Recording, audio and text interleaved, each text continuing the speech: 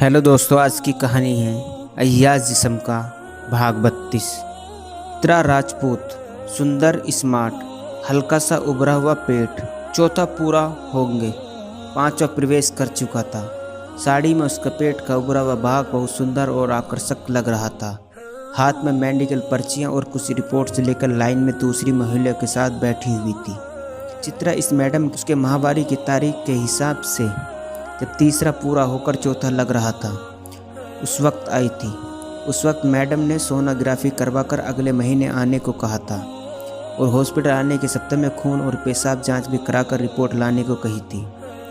Madam के कमरे में जाते समय सामने एक नर्स उनका वेट वजन माप कर पर्ची में लिखती है। इसके बाद मैडम के पास जाना होता है। मैडम रिपोर्ट और पर्ची देखने के बाद मैडम उस महिला को बेड पर लेटाकर पेट का चेकअप अल्ट्रासाउंड मशीन से करती है। अल्ट्रासाउंड मशीन से बच्चे का पोजीशन और दिल की धड़कन चेक करती है। यह सब प्रक्रिया हो जाने के बाद उन्हें जो सलाह देना है और जो दवाइयाँ लिखती ही है। चित्रा आज मैडम के कहे अनुसार सारे रिपोर्ट्स लेकर मैडम को दिखाने आई हुई थी। 7वां नंबर था। अभी केवल 3 महिलाएं निपट गई थी। अभी उसके आगे 4 महिलाएं और थी। चित्रा वहाँ इंतजार करते हुए रंजीत के साथ हुई प्यार और तकरार को याद कर रही थी। रिकैप: झगड़ा रंजीत से अबॉर्शन कराने को लेकर हुआ था। चित्रा को अबॉर्शन कराने की इच्छा नहीं थी। वह शादी करने के लिए रंजीत पर दबाव बना रही थी क्योंकि रंजीत ने यह बोलकर उसके साथ शारीरिक संबंध बनाए थे। चित्रा रंजीत के दिलो जान से प्यार करती थी। इधर रंजीत उससे अबॉर्शन कराने के लिए दबाव डाल रहा था। उसने चित्रा से झूठे वादे कर उससे खेल रहा था। दोनों में इसी बात को लेकर मारपीट होती है और चित्रा उसे लात मारकर लक्ष्मी अपार्टमेंट से निकल जाती है। रंजीत चित्रा का अबॉर्शन कराने के लिए अपने 2 बंदों को काम पर लगा दिया था। रंजीत के दोनों बंदे रियाज और कुंदन चित्रा को खोज रहे थे। वे इसी दौरान वर्मा निवास में पहुंच जाती है। उनका प्लान चित्रा को किडनैप करके जबरन अबॉर्शन कराने का था। चित्रा उन्हें नकाब पहने हुए वर्मा निवास में देख लेती है पर पहचान नहीं पाती है। इसलिए उसे रंजीत पर शक होता है कि यह काम सिर्फ रंजीत का ही है। चित्रा को इस घटने से डर हो जाता है कि रंजीत उसके साथ कुछ भी कर सकता है। इसलिए वे सोच लेती है कि उसका मुंबई में रहना ठीक नहीं है। चित्रा अपनी सहेली स्वाति को रंजीत के बारे में बताकर अपने निर्णय बताती है कि वह कुछ सालों तक गुमनामी की जिंदगी कैसे किसी अनजान शहर में जाकर जॉब करते हुए बिताएगी और उसके पेट में पल रहे बच्चे को वहाँ जन्म देगी। इस निर्णय के चलते चित्रा को स्वाति मुंबई छोड़कर दिल्ली साकेत आ जाती है। चित्रा अपने घर में 15 दिन रहकर अंतिम बार अपने माँ बाप और भाई से मिलकर देहरादून जाने की ट्रेन पकड़ लेती है। चित्रा देहरादून इसलिए भी जा रही थी क्योंकि उसे वहाँ के एक प्राइवेट कंपनी AEPL देहरादून में मार्केटिंग मैनेजर के पद के लिए इंटरव्यू देना जाना था। चित्रा सोच लेती है अगर इंटरव्यू में उसका सिलेक्शन होगा तो वह देहरादून में ही बस जाएगी। एंकर इलेक्ट्रिक प्राइवेट लिमिटेड, जो घर में उपयोग होने वाली विद्युत उपकरण बनाती है और देश भर में इनकी सप्लाई चेन है। एंकर के स्विच बोर्ड बहुत फेमस है। चित्रा के पास लोखंडे एंटरप्राइजेस में मार्केटिंग को मैनेज करने का अनुभव था। टीम को लीड करने उसे अच्छी तरह आता था, जिसके चलते चित्रा का सिलेक्शन प्रति माह वेतन 40,000 रुपये महीने में मार्केटिंग मैनेजर पद पर इसी कंपनी में हो जाता है। चित्रा ने 1 महीने के भीतर अपनी प्रतिभा दिखाकर उस तिमाही में कंपनी के टर्नओवर में बढ़ोतरी करके दिखाया था। पोस्टिंग के बाद चित्रा और जमुना बेन ने देहरादून के लॉज में से लिए गए मकान में शिफ्ट हो जाते हैं। यह मकान कंपनी के एक एम्प्लॉयज़ ने दिलवाया था। चित्रा अपने साथ दिल्ली साकेत में आंगनबाड़ी में काम करने वाली एक 1.5 उम्र की महिला जमुना बेन को देहरादून लेकर आई हुई थी। जमुना बेन चित्रा और उसके परिवार को अच्छी तरह से जानती थी। ये जमुना बेन कौन है? जमुना बेन एक विधवा थी। 20 साल की उम्र में शादी होने के 6वें महीने में ही पति के एक सड़क दुर्घटना में मृत्यु हो गई थी। यह दुर्घटना बाइक और ऑटो की जोरदार भिड़ंत से हुई थी।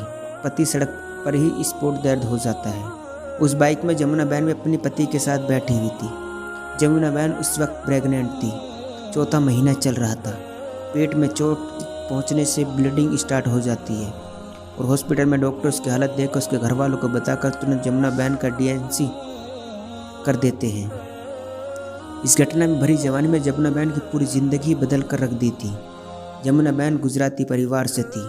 ससुराल वालों ने अपने बेटे की अचानक इस तरह मृत्यु के लिए जमुना बेन को ही दोषी मानने लगे थे क्योंकि दोनों पति पत्नी जमुना के कहने पर मायके जाकर अपने घर वापस आ रहे थे और रास्ते में यह एक्सीडेंट हो गया। इस घटना के बाद ससुराल वाले बहू को मनहूस बोलकर घर से निकाल दिए थे। तब से जमुना अपने मायके में रह रही थी। घर वालों ने उसकी फिर से दोबारा शादी करने देने का बहुत प्रयास किए थे और उसके ऊपर मनहूस होने का ठप्पा और पति को खा जाने का कलंक लग चुका था। रिश्ते नहीं आ रहे थे, जो आ भी रहे थे पर उन्होंने जब आसपास से पता चलता तो दोबारा वापस नहीं आते थे, जिसके कारण साल दर साल बीतते गए। वो 30 वर्ष की उम्र आते आते जमुना बहन की शादी करने की इच्छा पूरी तरह से ख़त्म हो चुकी थी। आज जमुना बहन की उम्र 43 साल की है। चित्रा को जब जमुना को अपनी कहानी बतलाई तो चित्रा को बहुत दुख हुआ था। जमुना बहन को चित्रा अपनी कहानी बताती, उसे सुनकर जमुना को रंजीत पर बहुत गुस्सा आता है। जमुना का चित्रा के हालत पर तरस आ जाता है। चित्रा उसे अपने साथ देहरादून चलने का ऑफर देती है।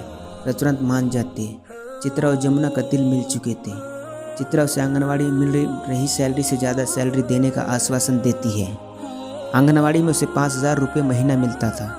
चित्रा उसे 8,000 देते रहने का वादा करती है। जमुना बहन विधवा हो जाने के बाद से अपने बड़े भैया भाभी और उसके साथ और उसकी माँ के साथ रहती थी। आंगनवाड़ी से मिल रही सैलरी को हर महीने घर में देती आ रही थी। थोड़ी देर बाद मैडम के कमरे में जाने पर चित्रा का नंबर आ जाता है। चित्रा नर्स के पास अपना वजन मापकर मैडम के पास आ जाती है। मैडम चित्रा के बेड पर लेटाकर पेट की जांच करती है और अल्ट्रासाउंड से चेकअप करके चित्रा को बताती है कि बच्चे की धड़कन बिल्कुल सही है और बच्चा स्वस्थ है। मैडम दवाइयाँ लिखवाकर अब सीधे 7वें माह में आने को कहती है। चित्रा मैडम के कमरे में निकलकर दवाइयाँ लेने चली जाती है। दवाइयाँ लेकर हॉस्पिटल से बाहर निकलकर पार्किंग में रखी हुई अपनी ऑल्टो कार बाहर निकालकर खुद ड्राइव करते हुए घर की तरफ निकल जाती है। घर में जमुना बहन थी जो दोपहर के लिए लंच तैयार कर रही थी। जैसे ही चित्रा को देखते जमुना बहन हंसती हुई कहती है, कैसा है मेरा भतीजा और उसकी माँ? चित्रा, दीदी दोनों एक नंबर है, स्वस्थ हैं। पिछली बार से इस बार मेरा वज़न और बढ़ गया है, बीपी नॉर्मल है और HB भी ठीक है। दीदी आपको पूरा विश्वास है मुझे बेटा ही होगा। जमुना बहन हंसते हुए कहती है, बरोबर चित्रा 100% मेरा भतीजा ही रंजीत का वारिस बनेगा, देखते रहना। चित्रा कहती है, खैर लड़की भी हुई तो कोई बात नहीं, वह भी पिता की वारिस बन सकती है। जमुना बहन कहती है, बरोबर आजकल लड़का हो या लड़की, बाप की प्रॉपर्टी पर दोनों का समान अधिकार है और तुम्हें बेटा ही होगा, देखते रहना। चित्रा उदास मन से आंखों में आंसू लिए कहती है, चलो दीदी जो भी हो, मेरे लिए दोनों बराबर हैं। बस एक बात का दुख है, मैं एक बिन ब्याही माँ बन रही हूँ। क्या होगा आगे जानने के लिए कहानी का अगला भाग जरूर देखें। दोस्तों, ये था अय्याज जिस्म का भाग 32। दोस्तों, कहानी अच्छी लगी हो तो चैनल को सब्सक्राइब करना ना